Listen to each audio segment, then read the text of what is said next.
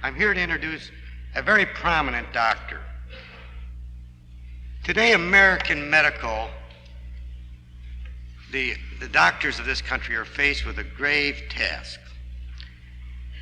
And I noticed that our speaker is a member of the American Physicians and Surgeons, and you're going to hear a little bit more about what they are trying to do later on in this rally. I think it's on Monday. But when you see that a doctor is a member of the American Physicians and Surgeons, you know one thing. He is interested in his patients. He is interested in maintaining an independent practice in order to provide his patients with the best medical service possible. The next time you go into your doctor's office, I challenge you to ask him if he's a member of the Association of American Physicians and Surgeons. And if he isn't, ask him why he isn't a member.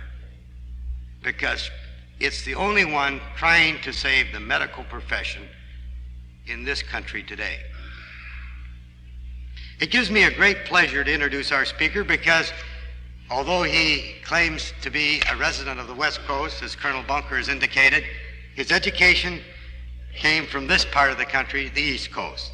A graduate of Dartmouth and his MD from Columbia and an internship at Presbyterian Hospital, Dr. Knight has had a great wealth of experience and background in the medical profession. But he's also been interested in people. His specialty has been allergies and nutrition, and today he's going to talk about some of these.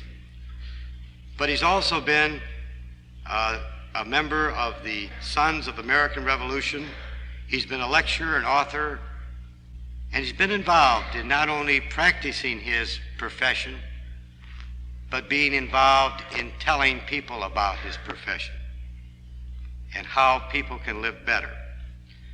His topic today is chemical hazards in our daily lives, and I wish that you would give him a great ovation, Dr. Granville Frank Knight.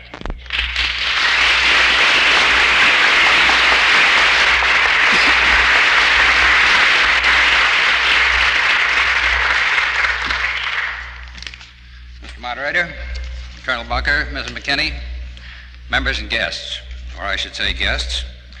I feel highly honored being asked to talk to you today.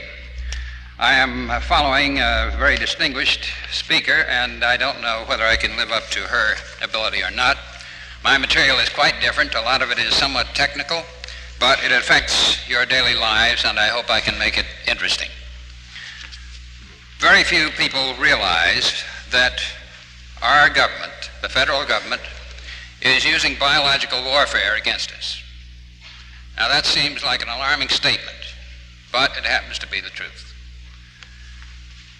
In Vietnam, defoliation chemicals, a combination of 2,4-D and 2,4,5-T called Agent Orange, was used for many years to destroy the foliage so that theoretically our troops could be better able to avoid ambush. Finally, it was realized that this was doing extreme damage to the economy, the ecology, and perhaps to the people, and therefore in 1970 it was stopped. Very few people know that this combination has been used in our forests, the national forests, up and down the California coast, up through Oregon and Washington, in Arizona, and in many other states throughout the country for the past 20 years. Moreover, it is still being used. Recently, we have tried to get an injunction to stop its use in the forests in California, and the judge at first was going to grant it, then he had some qualms and is asking for more evidence. The use of Silvex, or 2,4,5-TP, which is very similar to 2,4,5-T, has been stopped temporarily where they were going to spray 500,000 acres. These herbicides, or defoliants, are used to destroy brush, and they are quite effective at this, but in the meantime there is always drift which bothers other people and is having toxic effects not only on the wildlife but on us. Before I go into the herbicides, I am going to talk about other chemical hazards, and we will come to those later. Although I think the herbicides are one of the most important compounds, a series of compounds, with which we are faced at the present time. I am convinced that our health is degenerating, our mental condition is degenerating as the years go by, and I think it's a combination of poor nutrition plus the effect of chemicals, plus, of course, stress, and the reasons for the fact that our food supply is becoming poorer has many bases, including the fact that we have given over $120 billion away abroad so that foreigners could buy our gold, and therefore we have inflation because we are spending far beyond our ability to tax the people, even though our taxes are so high that we are right on the brink of dictatorship and socialization, which always occurs when the taxes exceed 45%, and they're at that level now. At any rate, the poor farmers have been forced to mine our soil because of the inflationary situation. They are using monoculture, one crop after another, the same thing, in other words, corn, so on, over large areas of land, instead of the old system whereby the land would be allowed to lie fallow. They would plant clover or some legume which would put nitrogen back in the soil, then turn it under, and there would be more organic material. They are also not returning trace elements to the soil, which must be done to keep it healthy. It is evident that poor soil can only produce poor plants, in spite of the fact that some distinguished people from Harvard, one in particular that I have in mind, states that it doesn't matter as long as the plant grows, it'll always have plenty of the right kind of nutrients in it. Furman Bayer showed many years ago that there may be a difference of 1,000 in the amount of trace elements in one plant that is grown in good soil as compared to another plant that's grown in poor soil. So that argument really falls flat on its face, and yet that propaganda is being spread in our newspapers and magazines and accepted as gospel truth. At any rate, it is axiomatic to me that a healthy body with a good inheritance, when provided with adequate nourishment, should be resistant to all but the most contagious or virulent diseases, provided that chemical poisons with which it has not learned to deal are eliminated or kept to a minimum. Unfortunately, in our daily lives, we are now exposed to hundreds and even thousands of synthetic chemicals, which our bodies must attempt to neutralize and detoxicate. And I must say that there are now about 45,000 economic poisons or pesticides which are being used, that is, different formulations. They're now being called biocides, which they should be called, because an attempt in the past has been made to intimate that they destroy insects and other unpleasant creatures, but of course don't harm mankind if they're used in the right way and under the right directions. It is to be expected that anything that will destroy insects will also affect man, and that is now finally being realized. It is important to know the sources of these chemicals and to appreciate how the body best defends itself against them in order that we may take precautions to reduce the toxic load. An understanding of cellular enzymes is fundamental to knowledge. Our bodies are wonderfully made. They are composed of billions of cells, too small to be seen except under a microscope. During development, in accordance with God's master plan, the original cells become differentiated into specialized types, capable of carrying on group functions. We thus have connective tissue, muscles, brain and nerves, fat depots, which in some instances are either too excessive or in the wrong place, bone, cartilage, skin, mucous membranes, and various organs, such as the liver, kidneys, spleen, reproductive organs, and the glands of internal secretion. All of these are mortal with the exception of the sex cells, which are passed on from one generation to another. Nerve impulses and hormones, which are chemical messengers, help to regulate the activity of the body, and in health we are scarcely aware of the complexities involved. Each tiny cell is a marvelous unit in which thousands of chemical reactions are simultaneously carried on. These reactions involve the building of new compounds, the destruction of others, the absorption and use of food, and the elimination of waste material. Oxygen is fundamental, and without it, all activity ceases in less than half 1 minute. These chemical reactions depend upon enzymes. They, and by they I mean enzymes, are organic catalysts which speed up chemical reactions without necessarily being used up in the process. Enzymes are composed of amino acids, which are the building blocks of protein, plus vitamins, plus trace minerals, such as zinc, cobalt, manganese, copper, and iron, thus indicating the importance of these nutrients in the body chemistry. And I might say at this point that many of our trace elements are being taken out of, and have been taken out of our food over many, many years. Dr. Schroeder at Dartmouth recently showed that from 36 to as much as 86% of not only our trace elements, but many of our important B-complex vitamins are removed in food processing. And yet we are told that the average American diet, whatever that is, and there is no such thing, of course, is the best in the world. And people don't have to worry as long as they eat a good average diet. Well, to get a good average diet, whatever that is these days, is almost impossible because our foods have been so processed. This is due to the move from this country to the cities, again to inflation and the absorption of small farmers by big farming co-ops because of the increasing demand for food and the increasing cost of producing it. Wages have gone up so that the small farmer is being knocked out of production. And it may be that one of the future moves which is going to save the country is for people to go back to the farms. But it's going to take a long time to rebuild the soil which is now being destroyed. I'd like to say something about magnesium, which is not a trace element, but is necessary in much larger amounts than the above trace elements to spark many important enzyme systems. It is questionable as to whether or not we get adequate quantities now because of refinement of our foods.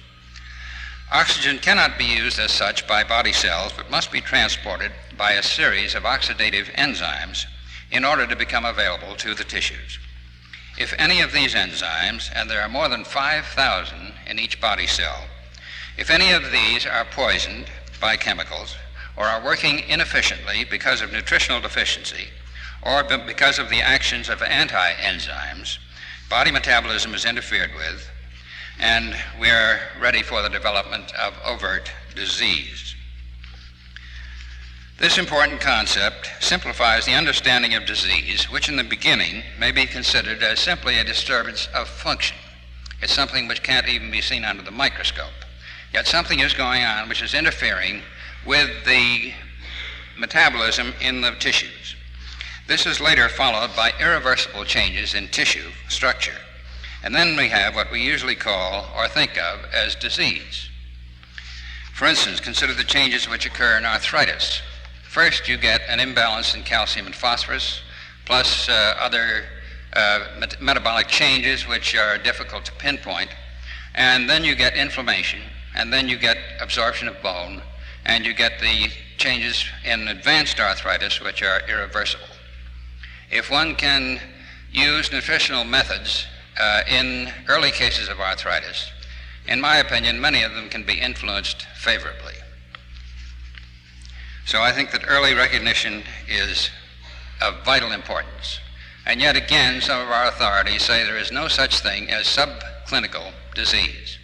But there has to be a beginning, and it has to occur before you can see changes either in the person or under the microscope. So the importance of understanding body chemistry and of the subtle influences which may interfere with metabolism before tissue changes appear is of great importance. Today we are subject to the effects of chemicals in the air we breathe and in the water we drink and in the foods we eat, as well as in other areas. I'll talk first about air. All those living in large cities are familiar with smog. Smog contains ozone, unsaturated hydrocarbons, sulfuric acid, fluorides, and practically nothing is said about fluorides in air. I have been trying to get some figures on fluorides in air in the big cities, and it's almost impossible to get them. They stopped making tests for fluorides in the Los Angeles area back in 1957, I believe it is. And I couldn't get any good reason why they had stopped. But we do know that wherever you have fertilizer plants, wherever you have steel plants, wherever you have plants that are making brick, and a number of others, you will have, and phosphate plants for fertilizer, you are bound to have fluoride emissions in the air. And very few people know, and fewer will admit, that your cracking plants, which refine gasoline to produce no-knock, high-grade gasoline, produce fluoride emissions. I suspect, frankly, and I can't prove it, that rather than the automobile, these plus the power plants may be responsible for more smog than our automobiles. And we hear very little about them naturally. Now we have, in addition, carbon monoxide, of which I had a taste, although it's tasteless, as I came under the tunnel on my way in. Unknown compounds from the action of sunlight, particularly in California. We have lead, cadmium, molybdenum, and other metals. And I might just say a word about cadmium. Cadmium is a trace element. It's present in very small amounts. As far as we know, it has no function. But in very small amounts again, it has been found to produce high blood pressure. And in those dying from high blood pressure conditions, the kidneys contain markedly increased amounts of cadmium. So the cadmium, which we get from various industries, I think is going to assume increasing importance. In cities, when new buildings are being erected, we may also have contamination by fragments of asbestos, which have been sprayed on the steel girders of skyscrapers as insulation and protection. Asbestos fibers have been found to be one of the causes of lung cancer. It is now realized that DDT and other pesticides, as well as the PCBs, or polychlorinated biphenyls, which are similar to plastics and which are used to insulate electric transformers and so on. They're also used in some forms of carbonless carbon paper. These and the herbicides are found from the Arctic to the Antarctic. In other words, they have been carried by air currents to all corners of the globe. This indicates that we have been careless in our application of these toxic substances, as well as being unaware of the fact that they might be transported over tremendous distances by wind currents. We do know that when insecticides or herbicides are sprayed from a helicopter or an airplane, that particles may drift as far as several hundred miles, the little tiny particles, providing they are small enough, and many of them are. It is probable in forest spraying, which we have a great deal of in California, that only 20 to 30% of what is dropped from the plane or helicopter ever hits the target. In spite of this drift, the Forest Service is very meticulous about saying if they're going to spray a certain area, they must allow a boundary or an area 200 or 300 feet wide adjacent to houses or water to be sure that nothing gets on the houses or in the water. I might mention the fact that there's often a summation effect of which we are not sure as yet, that is, when chemicals are used. And this occurs in the body when it is exposed to a number of different chemicals. I will mention this later. Radioactive fallout was a subject of great importance not too long ago, particularly when atom bombs and hydrogen bombs are being tested in the atmosphere. This has become less of a problem since this testing was stopped, although nuclear reactors for the production of energy are a potential source of contamination, and they could be the source of a catastrophe if a serious accident should occur, which would destroy or partly cripple the reactor. Incidentally, in California, they tried for a long time to put a reactor on over one of the worst earthquake faults near Los Angeles that we have. And finally, through tremendous protest, that was stopped. And why they insisted that you could put it right over a fault and be sure it was earthquake-proof, I don't know. We still are exposed to some of the contamination from fallout, but it is now becoming more of a background nature, and there has always been some present, of course. Indoor pollution in the air includes fried house dust. And I say fried because dust which has been heated becomes black and is a little bit different than ordinary dust.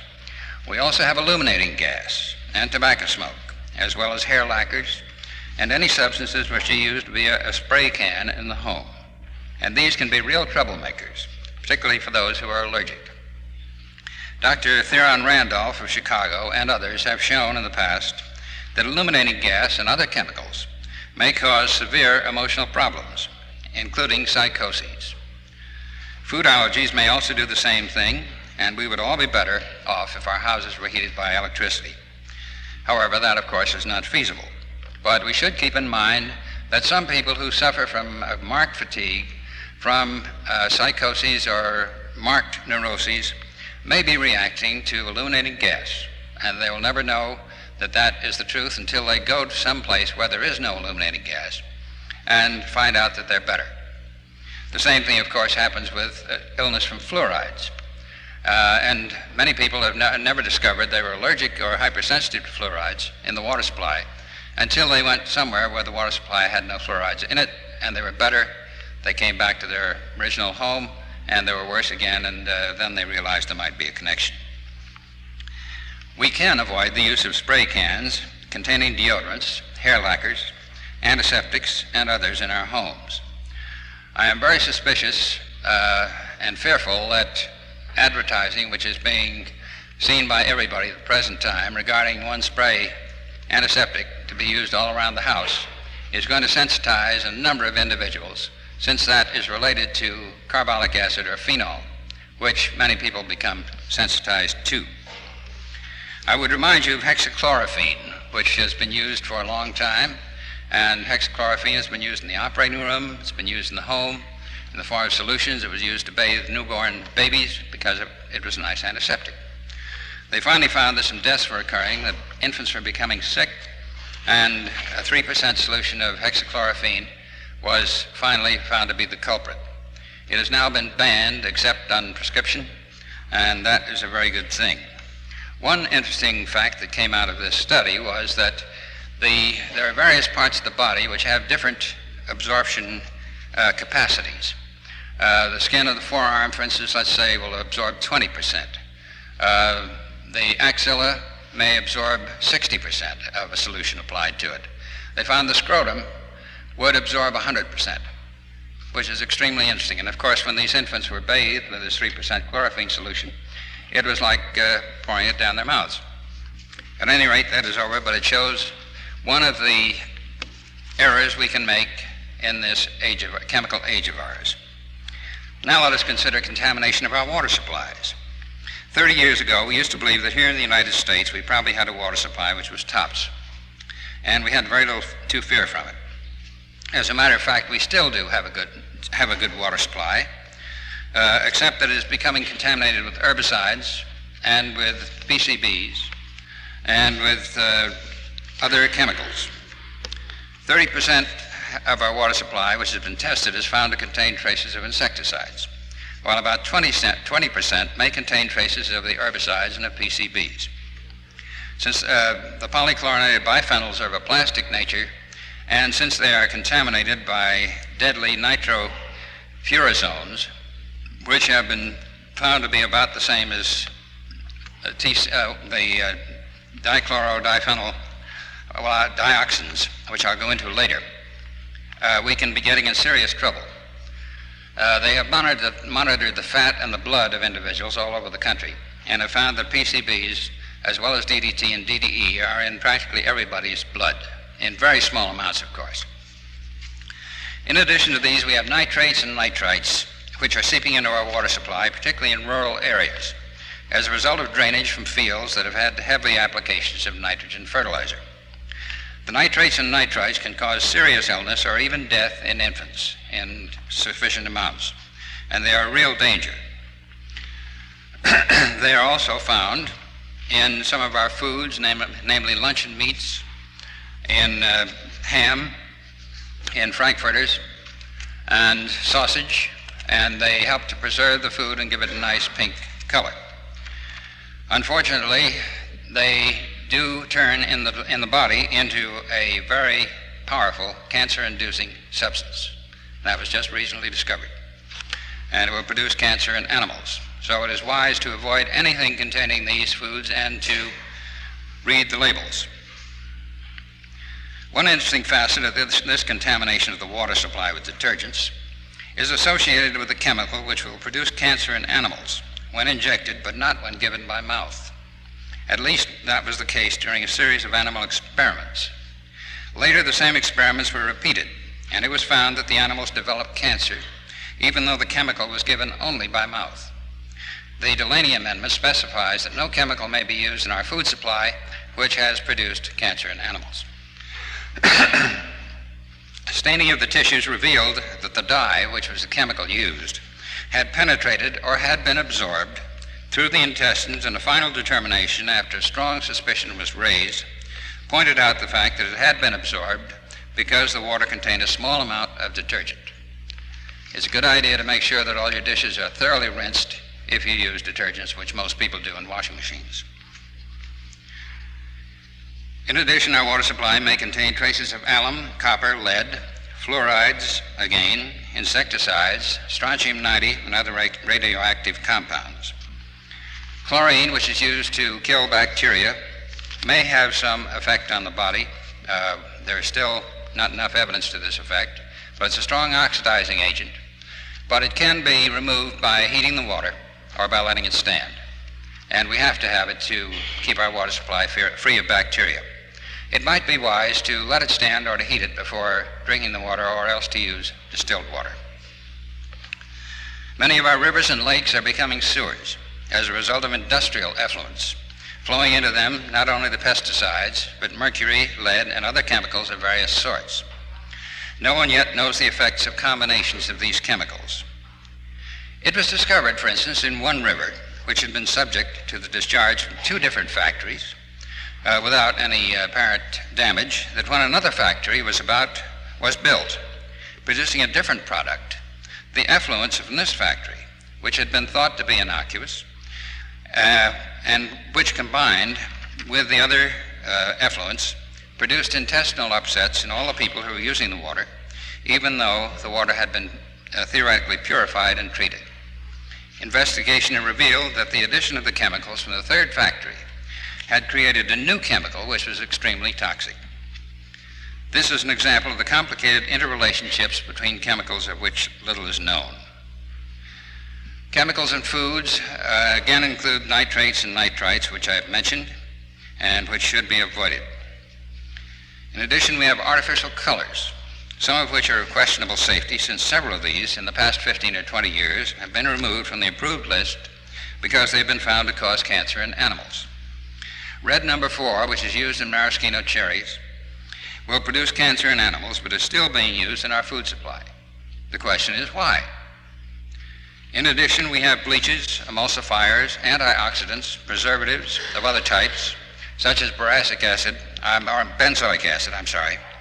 artificial flavors and colors, as I've mentioned, buffers, pesticide residues of all types, acidifiers, alkalizers, deodorants, moisteners, drying agents, extenders, thickeners, disinfectants, defoliants, fungicides, sweeteners, anti-cayey and anti-foaming agents, conditioners and curers of various types, hydrogenators, hormones, antibiotics, and others. There are probably 600 different chemicals in our foods. Some of them are necessary for the shelf life of food which has been transported from the country to the city. Many of them are unnecessary and are simply put in to make the food more attractive, such as sodium glutamate, which has been added to infants' formulae simply so that the mother would enjoy the taste better, because the mothers always taste the child's food. And it is found that this glutamate causes toxic reactions in some animals, in mice. It produces an encephalitis, an involvement of the nervous system. And so now it has been taken out of children's canned foods.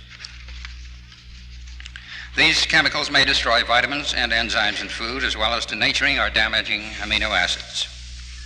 Once again, we are exposed to the summation effect of tiny amounts of many chemicals working together. and the effect of this mixture or witch's brew cannot possibly be prophesied. Naturally, those who are allergic, malnourished, or ill are undoubtedly more susceptible to the action of toxic chemicals than individuals in excellent health. Now let's consider how these chemicals act on people. One, they may increase the destruction of vitamins, particularly vitamin C. We know that fever, stress, excessive smoking, aspirin, sedatives, and arsenic may also do this. Vitamin C is a detoxicating vitamin. It tends to remove harmful oxygen. It is clinically in animal experiments effective in helping to protect the trachea and lungs from the effects of smog. Vitamin A and vitamin E are also helpful in this respect, in spite of the fact that the government or many authorities say that vitamin E is useful only in preventing hemorrhagic disease of the newborn.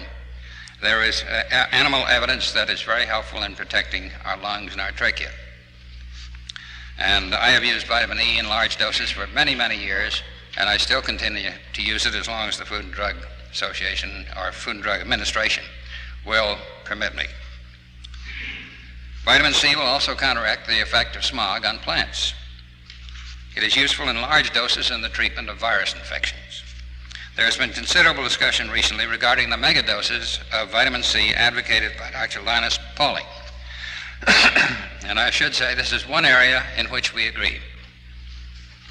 It so happens that he hit upon doses which I have used for probably 25 years in attempting to stop the progress of colds or virus infections at the very start.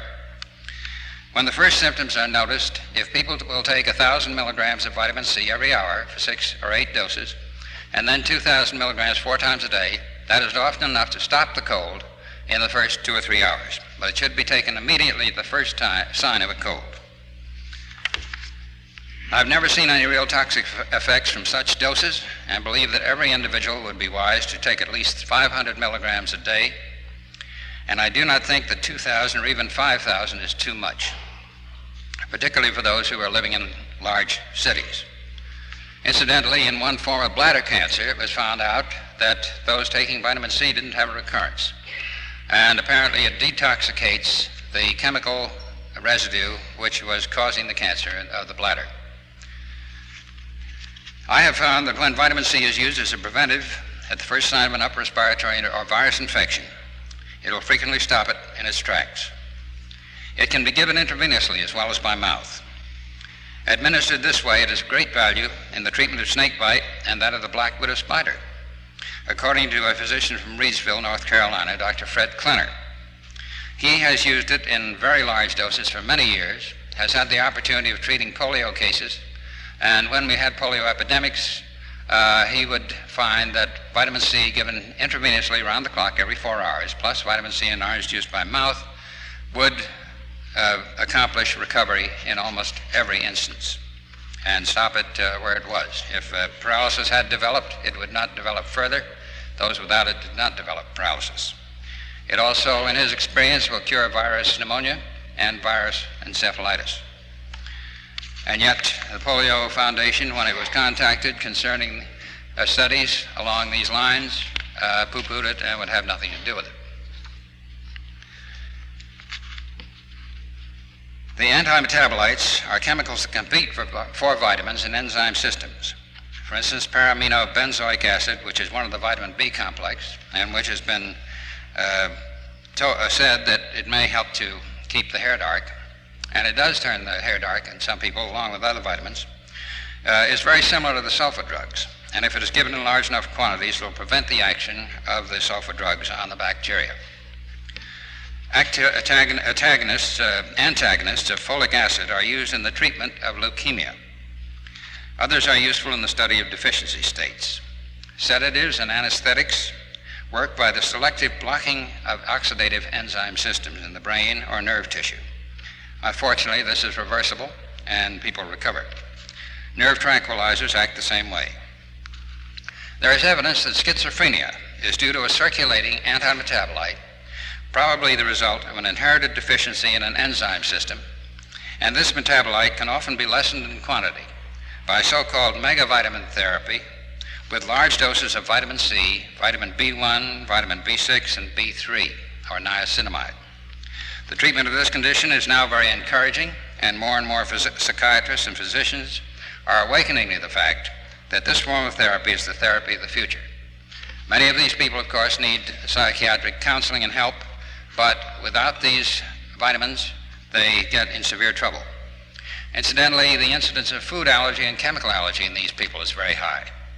And one man, Dr. Philpott in Massachusetts, who has a sanitarium, has found that 92% of schizophrenics are either allergic to foods and chemicals or are helped by large doses of vitamins. And the combination is rehabilitating most of these people. It is very, very encouraging. Inactivation of trace minerals and enzymes is another mechanism of action. For instance, cyanide unites with the iron in the enzyme cytochrome oxidase and renders oxygen unavailable to the body. As a result, unconsciousness occurs in 6 seconds and death usually in about 16.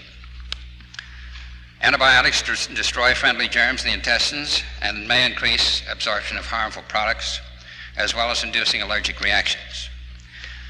Therefore, it is wise after an antibiotic to take a lactobacillus culture and take it for several weeks to help replace friendly germs in the intestine. The effects of long-term contact with small amounts of antibiotics in foods is unknown. We do know that penicillin may be found in milk and may cause sensitization. Aureomycin may be present in fish and poultry. It is interesting that aureomycin, when given to animals over a period of time, may induce resistance in many types of bacilli which cause diarrhea, and these in turn may pass this resistance on to other colonies of a different type. Tobacco and large amounts of alcohol, the bad effects are obvious. The dyes I have mentioned, and it is strange that several of them are still in existence that may have cancer-inducing qualities. In addition, as I mentioned before, they're a common cause of allergic reactions. Stilbestrol, or hormone residue used in castrating cattle, is no longer being used. It has just recently been banned, although it's been used for, I think, over 20 years and was found 20 years ago to cause cancer in mice. Recently, it was found that it causes cancer in human beings. Those women who had received large doses after the birth of a child to stop breast secretion had daughters who later, 20 years later, perhaps developed cancer of the genital organs. So now it is completely out. But it takes us a long time to wake up to the fact that something must be stopped and that it's harmful. And it is up to us as individuals, with an understanding of this situation, to put pressure on our congressmen and on others, as well as to educate others, in order to preserve our health. Now, as far as insecticides are concerned, how much more time do I have? The older ones included lead, fluorides, nicotine, rotenone, and pyrethrins. The latter three are relatively harmless if used carefully, and rotenone and pyrethrins, in my opinion, are the only ones that should be permitted for use around the house. The newer ones include the organic phosphates such as diazinon, malathion, captain, parathion, and others. These act rapidly to produce symptoms of poisoning in individuals who have been exposed to adequate amounts, and one of them, parathion, which is used only in the fields by pesticide operators, may cause death if one drop of the concentrated solution hits the eye or the tongue, or if it's splashed on the skin, it'll cause death. They are frequently used on our vegetables, including lettuce, and lettuce in particular. Lettuce may have a residue of 4 or 5 or 6 pesticides, some against fungi, and all being used to preserve the appearance of the lettuce. They cannot be removed by washing, although any excess on the outside can, but they penetrate the leaf, and therefore we are no longer able to remove them completely. If one uses lettuce, I would take off the outside leaves. I think a better food is watercress. I think there's less spraying of that. And if one uses sprouts, alfalfa sprouts, bean sprouts, and so on, you can be sure you have a good substitute for lettuce which is uncontaminated. And we do need raw food, as I will go into on Monday. Chlordane, lindane, methoxychlor, aldrin, dieldrin, and endrin are other examples of the DDT group. They dissolve in the chitin or waxy coating of the insects and thus kill them. They also tend to build up in the fat of human beings and animals, and may cause damage to the liver as well as the nervous system and other organs. There is considerable discussion and disagreement as to whether or not small amounts can cause symptoms in human beings. I am convinced that they can. So is Morton S. Biskind of Westport, Connecticut, who many years ago, back in 1950 or 51, called attention to the fact that he suspected that so-called virus infections might be caused by contact with either the chlorinated hydrocarbons or the organic phosphates. I became interested at that time. We both testified before the Delaney Committee, as did the late Francis M. Pottinger, Jr. of Monrovia, and one or two others. In my experience, the symptomatology is the same as the so-called virus infections, of which we are seeing more and more as the years go by. The symptoms include upper respiratory infections, sore throat, neuritic pains, cough, bronchitis, virus pneumonia, and lower abdominal symptoms, which include distension, excess gas, diarrhea, cramps, and often marked prostration. There is frequently marked fear and a feeling of disintegration. Several of my patients have said, "Doctor, I feel as though I'm going to die." And there's no explanation for these things. These epidemics are, I don't know how frequently they are occurring out here, but we get them now every few months or weeks in California, particularly during the summer. Our most recent epidemic started about 4 weeks ago, and at that time I found out they had sprayed the forest with a mixture of 2,4-D and 2,4,5-T or Agent Orange. And I suspect that drift from the spraying is affecting my patients. More than half who had their blood examined contained either 2,4-D, 2,4-DP, which is another one, 2,4,5-T, or Silvex, and they're all very similar. It's a very difficult thing to prove. We've been trying to fight it out there. I testified before the Los Angeles County Board of Supervisors and the City Council, and we tried to stop it. We do not have an injunction as yet, but hope to get it. And I recently heard, just before I left, that the state authorities are going to investigate, and they're going to start with the evidence which I have of the chemicals in the blood of my patients. Monitoring should be done of the air and of patients, because I think that these chemicals are exceedingly dangerous.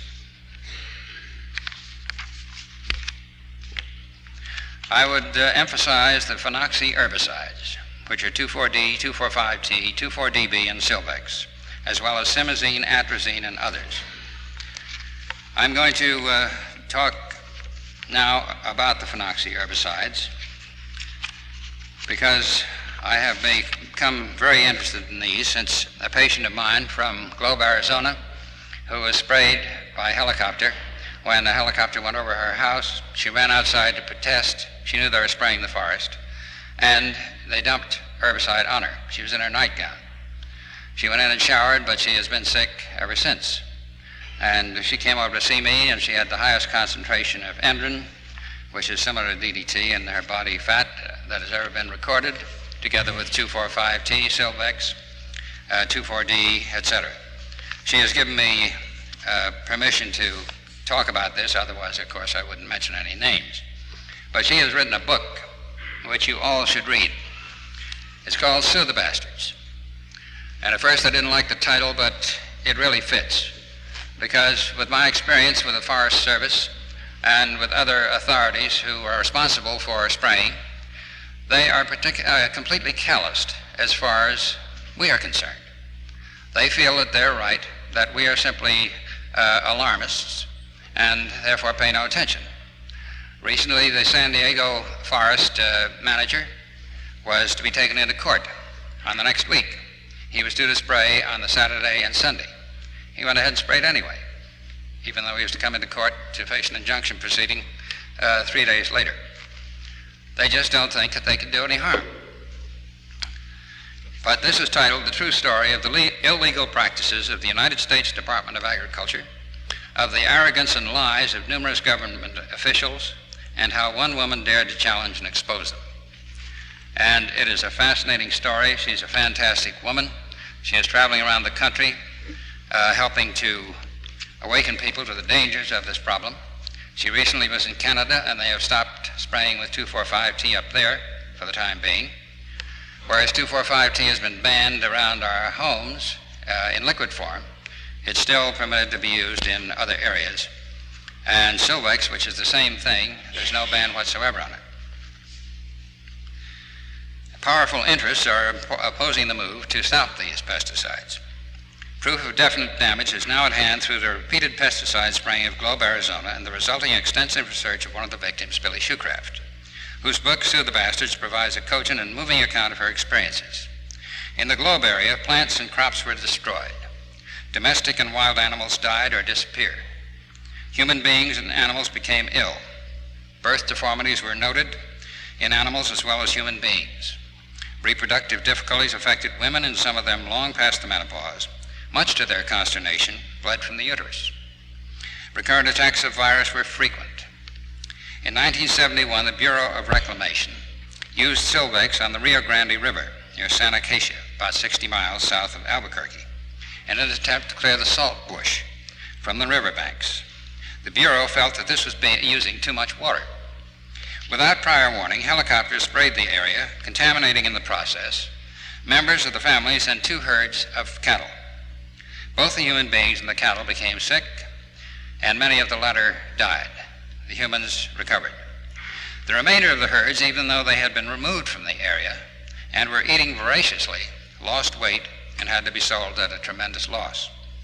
Post-mortem examinations indicated damage to the liver and intestines as well as to other internal organs. Thus, we know that Silvex can not only cause serious illness in cattle, but death as well, if the exposure is great enough. 2,4-D is contaminated by some of the dioxins and other noxious compounds.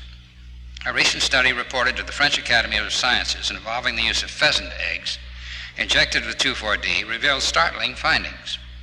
Hatchability was reduced by about 70%, and numerous embryos were deformed. This is 2,4-D. Now, this has been used on our crops for 20 years, at least, and around our homes. Most alarming was the finding that in 50% of the embryos, the genital tract of the male embryo resembled that of a normal female. The authors state, it is important to note that even the vapors of 2,4-D have an analogous action. When non-treated eggs are put in treated nests, the embryos show the same sexual anomalies. Conclusion, it is a question of feminization or physiological castration. Are human beings exempt from this influence? Who knows? Disturbing reports of cancer developing in Swedish workers using 2,4-D and 2,4,5-T, along railroad rights-of-way, and of deformed babies being born to 2 women in Australia exposed to 2,4,5-T have apparently had no influence on those who are using these compounds in our forests and on our ranges. Now, I think I've given you enough evidence to indicate that we are in serious trouble in our chemicalized environment, with our food qualities going down, with the Food and Drug Administration now threatening to take away vitamin supplements, which I am convinced practically everyone needs because of our poor food supply, and often because of poor inheritance. We are in trouble. I'm going to say more about the food and drug on Monday. Now, what can we do to avoid contacts or help neutralize them as far as possible? Eat foods, if they're available, grown without the use of the newer chemicals. Purchase them if there's a source available, or grow them at home. Everybody can grow a few tomato plants, a few carrots, some kale, or lettuce, spinach. Peel all fruits that lend themselves to this treatment, and this includes taking off the skin of the tomato. If you hold it over a flame, then you can peel it off very easily. Because all tomatoes, all fruits, all our vegetables, unless they come from a so-called organic grower, are treated with sprays. And we are all getting residues. I had one man who had in his blood 16 different chemicals. And he was sick. He was a rancher. He's had to move away, trying to find a place where there's no spraying. You'd think up and down the coast, up to Washington and Canada, would be fine. But they're spraying the forest now all up and down the coast, not only California, but Oregon and Washington, with 2,4-D and 2,4,5-T. Avoid fatty parts of meat. The fats tend to concentrate the pesticides. Liver used to be one of the best foods, but it's better to avoid it now because 2,4-D, 2,4,5-T, and the dioxins which contaminate 2,4,5-T and Silvex tend to accumulate in the liver. Chicken livers are particularly bad, and I used to prescribe them routinely.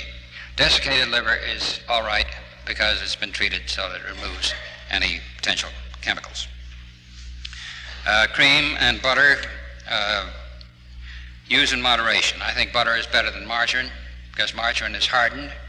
It contains artificial fats which are foreign to the body and which do not melt at body temperature or at room temperature. Eggs, if you can get them grown from chickens or from chickens grown on the ground, are good. They're good food. Don't worry about the cholesterol. The lecithin in the eggs modifies the cholesterol or neutralizes it. We produce more in our bodies anyway than we can eat in our food.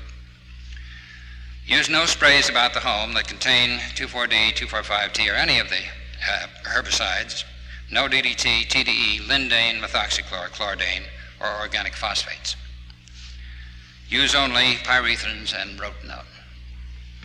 Ask your grocer, hotel manager, motel owner, beach club manager, school authorities if they use any of the above. Urge them to stop their use. If they are using them, they probably are. For home use, buy aerosols or solutions that contain, as I've said before, pyrethrins or rotenone and rotenone as active agents. Warn others about the dangers. Eat a high-protein, high-vitamin diet, avoiding highly refined grains and sugar. This makes the liver more resistant to toxins. Liver yeast and vitamins E, A, and vitamin C are important in this respect. In fact, all vitamins are useful. Maintain your general health in an optimum condition, exercise, rest, and so on. And above all, write your congressman about this plan of the FDA, and it's already in the Federal Register, to ban the use of vitamins unless if they are over 1.5 times the minimum daily requirement or that recommended by the Council, the Food and Nutrition Council. According to Roger Williams, we know that some people are born with defective enzyme systems. They need 100 to 1,000 times as much of the vitamins. This is being shown by the schizophrenics responding to megavitamin therapy. And if they take the vitamins away from you, they're going to tell us very soon how much we can prescribe. In fact, they're doing that with folic acid. Folic acid is part of the B-complex family, and it will mask temporarily pernicious anemia if B12 is not given with it. So now, they used to have 5 milligram tablets on the market. Now we can't even prescribe 5 milligram tablets. We can only prescribe 1 milligram. The public can only get 1/10 of a milligram. And that is simply an example of things to come. I would like to close with just one quotation. Experience should teach us to be most on our guard to protect liberty when the government's purposes are beneficent. Men born to freedom are naturally alert to repel invasion of their liberty by evil-minded rulers.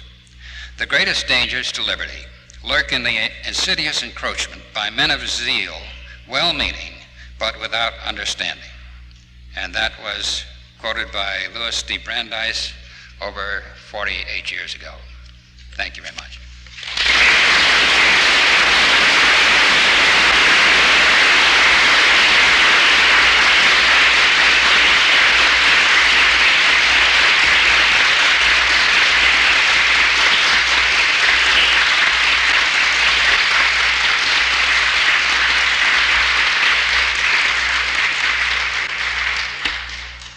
Dr. Knight has covered a great deal of material, and I've just asked him if he would be willing to stay around. If any of you have any further questions, the good doctor will be glad to answer them for you. So if you have any questions, stay around after the program.